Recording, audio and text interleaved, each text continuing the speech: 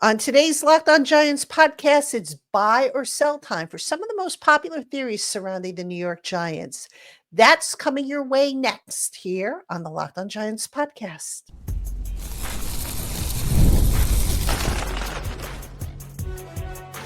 You are Locked On Giants, your daily New York Giants podcast, part of the Locked On Podcast Network, your team every day. Hello, New York Giant fans, and welcome to another edition of the Locked On Giants podcast, part of the Locked On Podcast family, your team every day. I'm your host, Patricia Traina, credential member of the New York Giants media for Locked On, as well as for New York Giants on SI, where you can find all of my written work. And as always, welcome to my Blue Crew community members, my everydayers, my newcomers, and everybody in between. Thank you so much for spending part of your day with us here on the Locked On Giants podcast. In today's episode of Locked On Giants is brought to you by FanDuel. Right now, new customers can get $200 in bonus bets when your first $5 bet wins. Visit FanDuel.com today to get started. All right, Giant fans, on today's show, we're going to play a little game of buy or sell. I've got some scenarios that seem to be commonplace amongst Giant fans, and I'm going to go through each one of them, tell you if I'm buying them or selling them and why. Then in segment 2, we're going to take a look at some practice squad gems, some potential practice squad gems, just some rookies, if you will, that have kind of stood out a little bit based on my observations from the OTA that I was at, and also the reports that are coming out of the Giants during the days when the media are not there to witness what's going on. So these are very, very early practice squad gems. And then finally, we'll wrap things up with some thoughts about the quarterback situation. All right. The quarterback situation is going to be a hot topic when it comes to the Giants this summer. So I have some more thoughts that I want to talk about regarding the quarterback situation. So that is our scheduled topics for today. Again, welcome on in and let's jump in. All right. Let's play buy or sell. All right. So I've got a few scenarios here that I'm going to tell you whether I'm buying or selling. The first one has to do with quarterback Jackson Dart and the notion that he may sit the entire year. Folks, I am not buying that one. I'm selling that one. And here's why I am selling that notion. I do think that Jackson Dart is going to sit in the beginning of the year. He's going to be quarterback 3, which means he'll be the emergency quarterback. He's going to only be able to play when he is the emergency quarterback if something happens to Russell Wilson and to Jameis Winston. They're going to continue to bring him up to speed. Now, Jackson Dart, since he got here, he has been undergoing a crash course. The Giants are working to get him up to speed as quickly as possible. Ultimately, there's no substitute for experience. And players and coaches will talk about mental reps all the time and how you can get some things out of it. And you can get things out of mental reps. You know what? I play the guitar and I don't practice it every day. So on the days I don't practice, I can envision, how to move my hand up and down the fretboard. But if I don't do it, it's quite a different thing. I have to develop that muscle memory when I play the guitar. Otherwise, I don't play it that well. Jackson Dart, they'll work on his footwork to get that more consistent. They'll help him with, watching film, with making decisions, all that stuff. But there is absolutely no substitute for live reps. Live reps, you can get a better feel for a pass rush. You can get a better feel for the speed of the game. The speed of the game being one of the things a lot of rookies say kind of catches them off guard. At some point, I do think Jackson Dart will get on the field. I don't know exactly when. If I had to guess, I would say maybe for the last 3 games after the bye week. Maybe that would be a good time to do it, but it all depends on how the season goes and how ready Jackson Dart is to go out there and start taking live reps. But at some point, they're going to flip the switch. I do not think Jackson Dart is going to sit the entire year. I can see where it makes sense to sit him, but if he's ready to go out there and depending on where the Giants are at in the season, put him out there. Let him get live reps because there's just no substitute for that. Okay, the next thing. This is a common theory. I don't know where this kind of came from, but the feeling is that Abdul Carter, at least in the beginning, is going to be primarily deployed to spell Kayvon Thibodeau and Brian Burns. And while I believe that will be part of the plan with him, that will not be exclusively what he's going to do when he first starts. I think that's just a silly notion. That again, that is one way that you can deploy him, but you're also going to see him on the field with Burns, with Thibodeau, with Dexter Lawrence up front, probably with Chauncey Golston on the up front as well. So this idea that Carter's going to be limited, they didn't draft this guy third overall to have him be a part-time player. I think he's going to take his fair share of snaps. He's going to be productive. I don't think it's out of the question to expect him to get between 6 and 8 sacks for a rookie season. I think he's going to catch a few people by surprise. And, again, I've talked about his ability to play in coverage, which I think is kind of flying under the radar a little bit in terms of how he might be deployed by defensive coordinator Shane Bowman. So that's something to keep an eye on. So, nope, I'm not buying that he's going to strictly be, at least in the beginning, a substitute or a fill-in when Thibodeau and Burns need breathers. All right, the next thing, buy or sell. Brian Daboll is on the hot seat. This is going to surprise you folks, but I'm not buying that one either. I know what John Mara said. I know he talked about you need to see improvement. You need to see progress. A lot of people ask me how many wins does progress consist of. I don't think there's a number.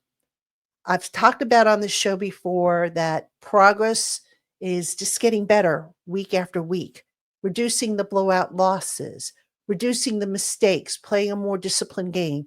But here's the big reason why I think Brian Daboll is maybe a little more safe this year than he might have been at this time last year.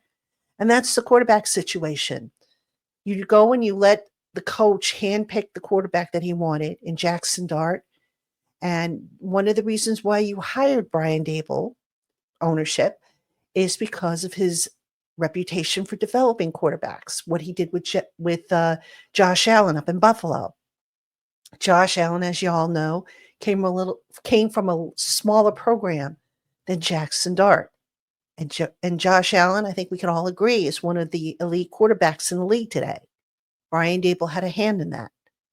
So I think Daboll bought himself another year, regardless of what the final record is. Now, if the Giants go 0-16 and they look like a disorganized mess, that's another story. I don't think it'll come to that, though. I don't think Daboll will be fired if the Giants don't make the playoffs. I know some people think that it's playoffs or bust for the Giants. I don't think that is necessarily the case. So I think Daboll, as well as Joe Schoen, will be back next year regardless. Again, the one exception is if the team totally falls apart and not because injuries wrecked it. That's another factor to keep into consideration. But the quarterback play, I think if you're looking for a factor that really needs to improve, and that's the quarterback play. In Russell Wilson, you know what you got. In Jameis Winston, you know what you got.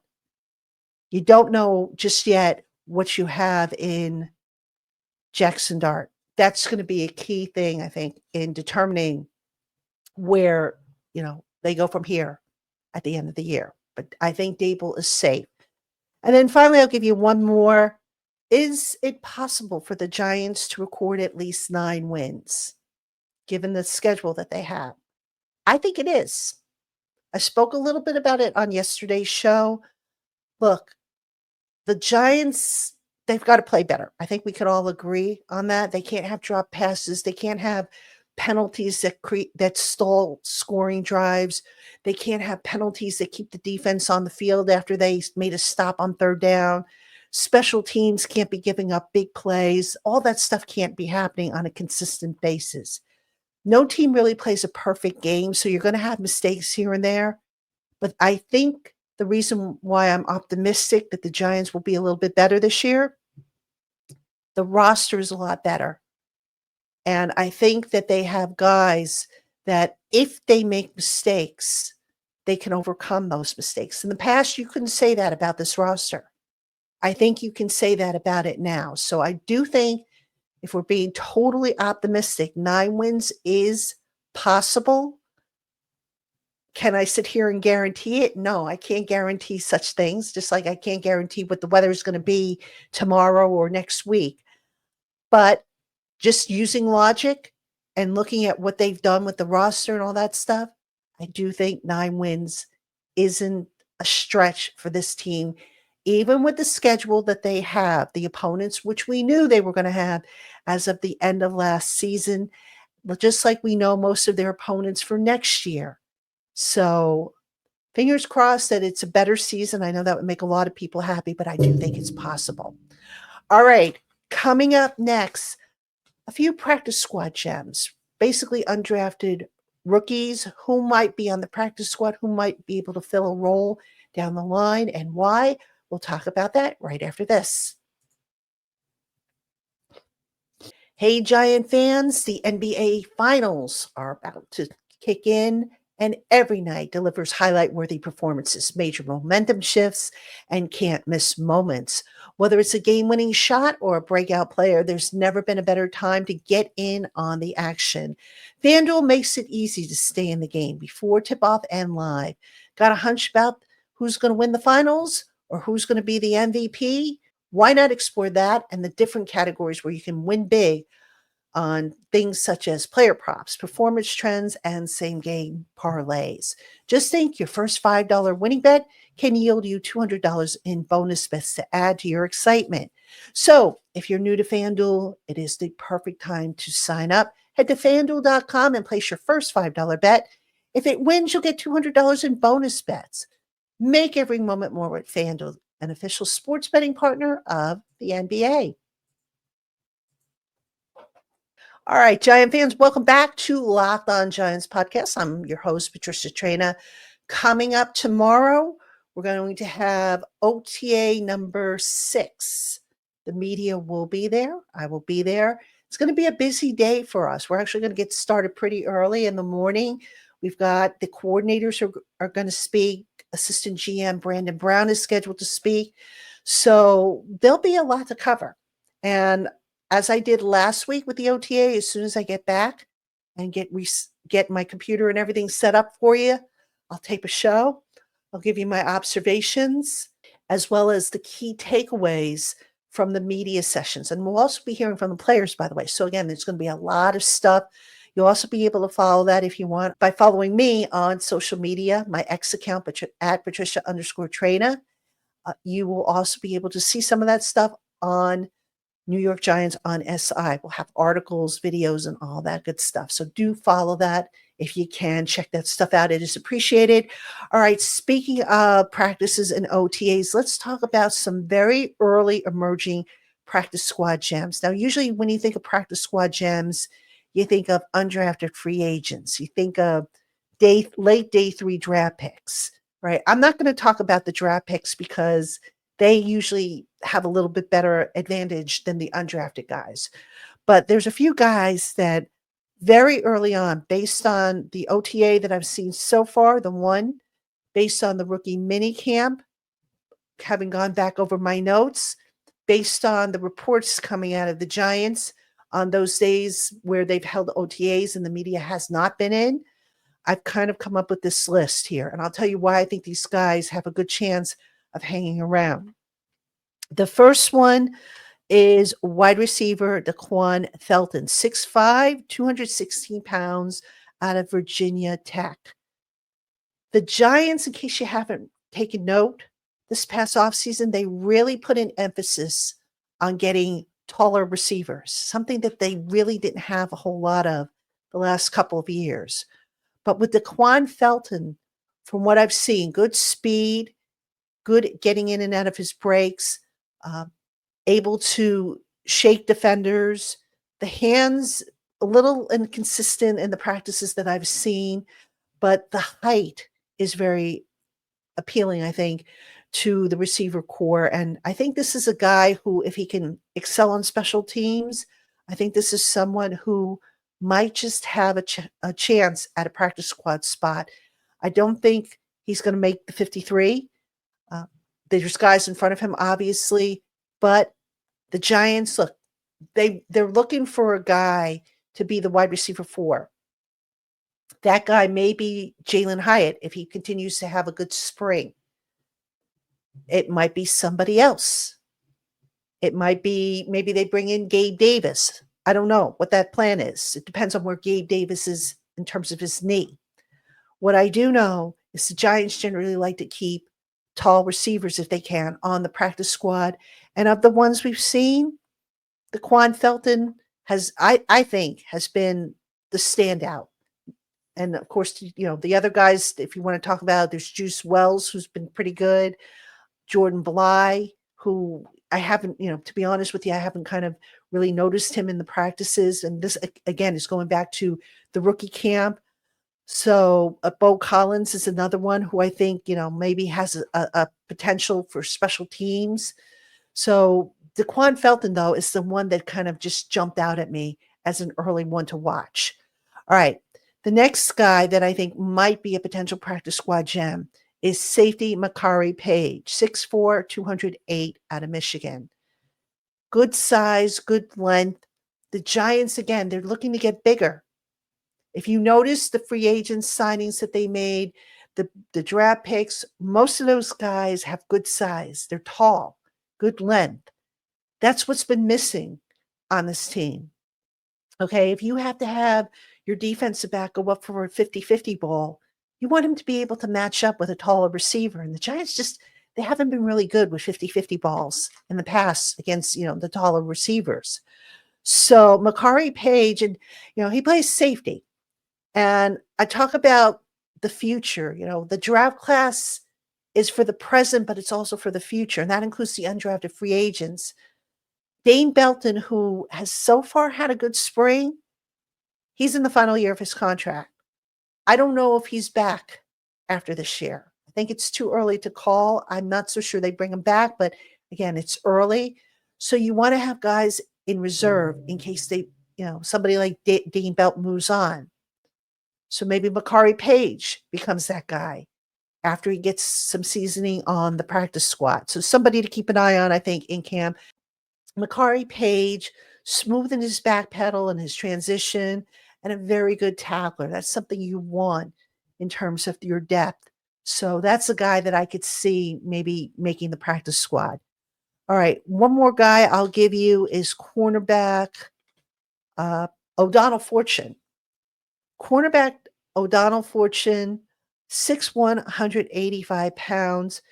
Again, size. He's very physical, plays man or zone. He can play both of them. Very, very good coverage skills. Very sticky. Sticks to the receiver's hip. Breaks when they break. Gets a hand in there.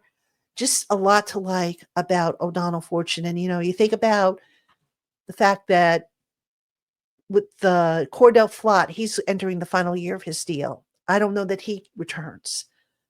The Giants, you can never have too many cornerbacks. We've seen that many, many times with them. O'Donnell Fortune could be a guy that I think moving forward could develop into a nice rotational guy or some depth for the team behind the starters, Deontay Banks and Javon Holland. So he had a good college offseason, if I remember correctly, the All-Star games that he was in. It's a guy to keep an eye on. So we'll see if he continues to make plays, but he's a guy I've identified very early on as a potential practice squad gem and a guy that, like I said, plays a position where there's definitely going to be a need. There, again, you can never have too many cornerbacks on your roster. All right. One other guy I'm going to mention, and he also plays receiver, is Bo Collins, 6'3", 201 pounds out of Notre Dame. Now, Bo Collins, they didn't really use him a whole lot last year, but he's got good speed. He's shifty. He's good with the contested catch, and I think that gives him a decided advantage if he's going to make the practice squad. And I do think the Giants will potentially keep 2 receivers on the practice squad, because you can never have too many of those guys. And it's going to be interesting if Collins challenges Bryce Ford Wheaton. Now, remember, with Bryce Ford Wheaton, he was that tallish guy, special teams specialist, contested catch guy, really hasn't kind of panned out. Part of it was because of the injuries that he's had, but I could see Bo Collins potentially challenging Bryce Ford Wheaton maybe for a spot on the roster. That's assuming that he plays well enough. If not, I do think maybe there might be a spot for Collins on the practice squad as well. All right, folks, coming up next, some final thoughts. We're going to talk about the quarterback situation. So that's coming up right after this.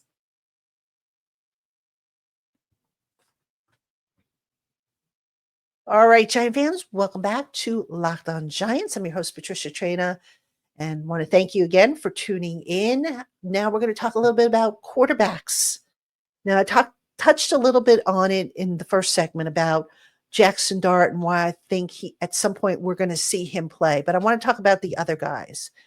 I know there's been this whole idea that, maybe the Giants might offer Jameis Winston in a trade to, say, New Orleans, who really doesn't have a quarterback. And then, what else is interesting is there's been a report out of Minnesota that they're a little queasy about J.J. McCarthy and not having a really good veteran behind him. So there could be an opportunity there for them to grab a quarterback. I do not think the Giants are going to trade Jameis Winston. Initially I thought maybe it made sense, but I don't think that anymore. And the reason why, Winston is signed to a 2-year contract. And I think the Giants did that with the intention that come this year and next year, he's going to be the backup behind whoever the starter is. So this year, obviously, the starter is Russell Wilson. Next year, the hope is that the starter will be Jackson Dart. So why move on from Jameis Winston? Now, Jameis Winston, he's, besides learning the offense himself, he's also been a mentor to Jackson Dart. Right now, Jackson Dart has no pressure. He's not going to go in the game anytime soon. So Jameis Winston can sit with him. He can teach him stuff, how to watch film, what to look for, decision making. When the two of them are on the sideline during games, they can discuss what's going on. Come next year, assuming that Jackson Dart is in the starting lineup, which he should be, again, you'll still have that consistent voice in his ear in Jameis Winston. So I don't think it makes sense, based on that alone, to move Jameis Winston. Now, this is going to probably shock a lot of you. You're going to say it ain't going to happen, and it probably won't, because I think everybody knows how this is going to play out. But if the Giants were going to try to trade a quarterback, they should look to move Tommy DeVito. All right, I can hear it now. A lot of you are going to take to the keyboard if you're watching the video, and you're going to say, oh, please, what are the Giants going to get for Tommy DeVito? A bag of donuts or a blocking sled? Hear me out, folks. I mentioned the Vikings and I mentioned the Saints. Ultimately, for the Saints, Tyler Shuck is going to be their guy. That's why they drafted him. I think for the Vikings, J.J. McCarthy will round into shape for them. That is why they drafted him. But theoretically speaking, Shuck is a rookie, and you can make the same case for McCarthy. Even though this is year 2 for him, he's still a rookie. And you look at how the Giants have set up their quarterback room for their rookie by having a veteran voice there. Now, I get it. Tommy DeVito is not on the same level of, say, a Russell Wilson or a Jameis Winston, who have a lot more experience. But Tommy DeVito has played this game. He has won playing this game. He has played the game at times at a high enough level to be successful. He's a young veteran. I get it. But he's been part of a complex offense, and he might have some value. Come cut down day, you figure, okay, he's probably not going to make the roster. He's probably not going to make the practice squad. Some team's going to snap him up. If you're the Giants and you can maybe swing a late day 3 pick for him with either the Vikings or the Saints, wouldn't it be worth kicking the tires and seeing if they'd be interested? Because you can make the case now if you're Joe Shane and you're picking up the phone and asking them, you can say, well, he might not be on our roster, but somebody's going to grab him. And oh, by the way, the Steelers, as of this recording, Aaron Rodgers hasn't signed with the Steelers, so they could be very well be in the mix for a quarterback. So the idea of maybe trying to trade Tommy DeVito to get something for him, again, even if it's a day 3 pick, a late day 3 pick, might not be as crazy as you think it is. Now you could say, well, maybe those teams will just wait until he's cut and then there'll be a mad scramble. But here's what you forget. After guys are cut in training camp, they're awarded off waivers based on the waiver wire order. So if a team that's further down the waiver wire order wants a guy like Tommy DeVito, they might not get him. So that gives the Giants a little bit of an advantage too if they want to try and make a trade. So it's something to keep an eye on. I'm not saying it's going to happen. I don't know what's going to happen. I don't think they know what's going to happen. But it's not as crazy as you think when you take all the factors into consideration. So we'll see if that's how it plays out. And a lot of football still to come. Injuries could potentially ruin any plans or alter plans, I should say. So we'll have to see how it all works out. And I, of course, will be here to bring it all to you. So that being said, that's going to do it for this episode. Again, tomorrow we're going to have the OTA number 6 report. So make sure you tune in for that. I'll get that done for you just as soon as humanly possible. And I'll get that out to you rather than have you wait for that. So that's coming tomorrow. I want to thank you again for making us your first listen of the day. Or again, if you watch on YouTube, your first watch of the day. Appreciate you. And Giant fans, I will see you tomorrow.